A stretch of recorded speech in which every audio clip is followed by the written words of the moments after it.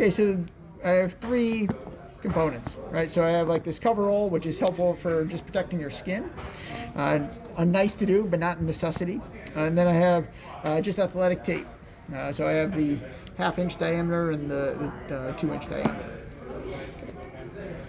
So I'm going to first put down what I call anchors, and we'll do it first with the coverall. So I'm just going to come around the midfoot.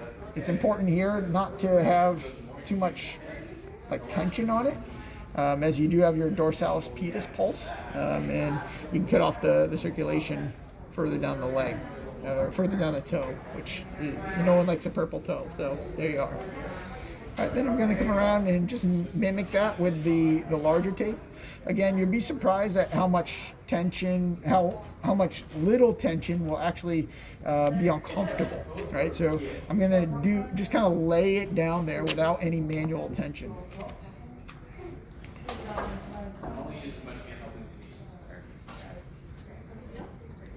Okay, and no one likes wrinkles, particularly the skin, because it can lead to blisters. So do your very best to just be diligent about that.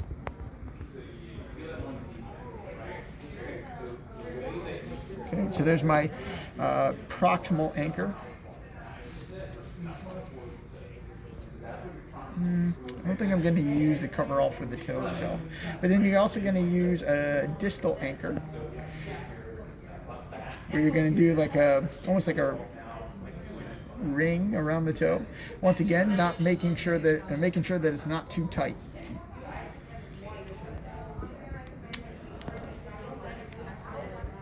All right, I'm going to slide it in between the toes. Very good. Okay, we're just going to go just above the toenail bed. Once again, trying to be conscious of any wrinkles. Okay, very good. Okay, and then in this case, right, we want to protect like the hallux extension, which you're going to be most sensitive to. So we're going to approximate the tissue by actually pulling it down into that position, so that when you actually go into extension, like when you're walking, daily activities, the tape's going to be your rigid restraint to that, or flexible restraint. It's not going to be too rigid. So I'm going to start with like 3 pieces of tape along the bottom. It's going to go 1, 2, 3. It's helpful if you first kind of tear them off rather than once they're already stuck on. It can lead to, again, additional wrinkles, and the tape may roll up on itself once you actually tear. So you can get a guesstimate based off the length of the foot.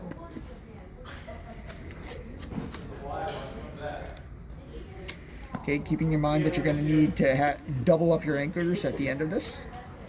So I'm going to actually do a couple additional in case we need a little bit more restraint.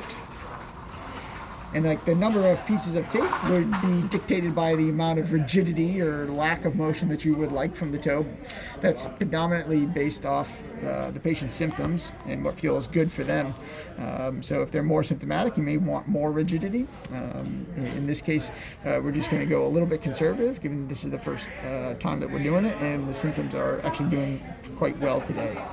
So I'm going to just put it down, really no tension. Then I'm going to approximate the toe. Are we okay there? Yeah. Great. So you just want flexion. Yep. And then I'm like flexing from the big knuckle. I'm not just like bending the toe itself. So depressing or plantar flexing that first ray as I come across the anchor. Great. And the name for the anchor is simply because the tape's going to stick better to itself than it is to the skin.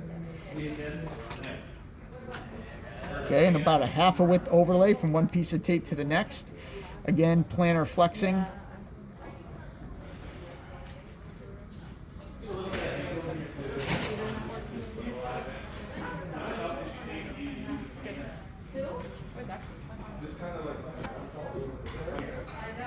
Okay, and you can individualize the line of pull of the toe based off the person's anatomical alignment of the toe, right? Some people can have a little bit more varus or valgus of the said toe, and you can accommodate to that by trying to normalize more of a neutral foot or hallux relative to the foot axis based upon the lines of pull that you have on your tape.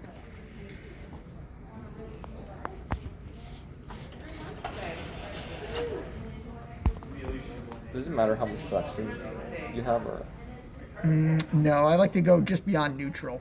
Okay. Right, so that you're actually a little bit, almost if you think of it as like a piano key, it's Yeah. just kind of pushed down. Okay, so 3 pieces of tape right now. How does that feel from a rigidity standpoint? Too restrictive, a little restrictive? Where are we at? It feels restricted. Great, but not too much. Maybe a little bit. Okay, yeah, so then we're certainly not going to do any more. But it will feel odd the first time, so Okay. I'm just going to go ahead and put down a top anchor.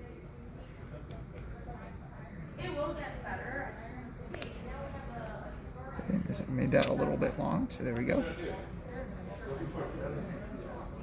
Okay, so usually what I recommend is that people try it out for a minimum of like 2 to 4 hours, somewhere in there. If you really hate it, right, and it's really uncomfortable for you, by all means, just like rip it off. But that being said, it will take some time just to kind of get used to it. Okay. Once again, we're going to come back around with the anchor for the top.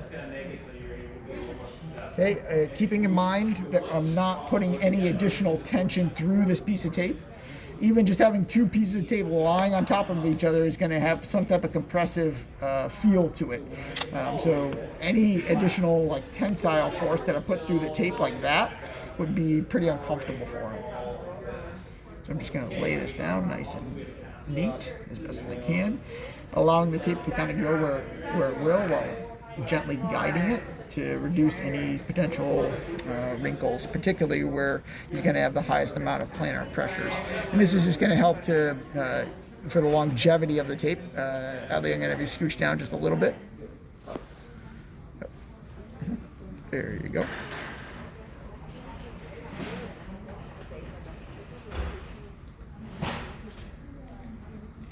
Okay, we're just going to gently lie it over top.